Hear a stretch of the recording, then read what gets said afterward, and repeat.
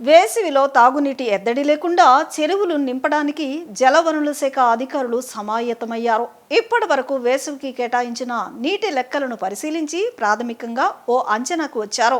ఉమ్మడి కృష్ణా జిల్లాలోని చెరువులకు ఏ మేరకు నీరు అవసరం అవుతుందో తెలియచేయాలని గ్రామీణ నీటిపారుదల శాఖకు జలవనరుల శాఖ అధికారులు లేఖ రాశారు. ఏ చెరువుకు ఎంత మొత్తంలో నీరు కేటాయించాలన్న దానిపై మండలాల వారీగా కేటాయింపుల లెక్కలు తీసుకుంటున్నారు. ఉమ్మడి కృష్ణా జిల్లాలో చెరువులను నింపడానికి 15 రోజులు నీటిని విడుదల చేస్తారు. మొత్తం చెరువులు నిండడానికి 4000 క్యూసెక్కుల నీరు అవసరం అవుతుందని జలవనరుల శాఖ అధికారులు అంచనా వేశారు. ఉమ్మడి కృష్ణా జిల్లాలో 285, ఏలూరు జిల్లాలో 150 చెరువులు ఉన్నాయి. ఈ మొత్తం చెరువులకు బందర్, రైవస్, ఏలూరు కాలువల ద్వారా నీటిని విడుదల చేస్తారు. గ్రామీణ నీటిపారుదల శాఖ నుంచి ఇంకా పూర్తి స్థాయిలో వివరాలు రాకపోవడంతో ఈలోపు ప్రకాశం బ్యారేజ్ వద్ద నీటిని నిల్వ చేయాలని జలవనరుల శాఖ అధికారులు భావిస్తున్నారు.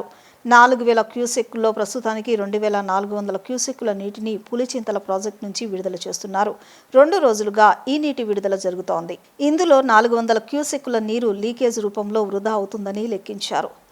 నికరంగా 2000 క్యూసెక్కుల నీరు బ్యారేజ్కి చేరుతుందని అంచనా వేశారు. ఇందులో 800 క్యూసెక్కుల నీటి కేడబ్ల్యూ కాలువకు ఇవ్వనున్నారు. ప్రస్తుతం ప్రకాశం బ్యారేజ్ వద్ద 3 టీఎంసీల నీటి నిల్వ ఉంది.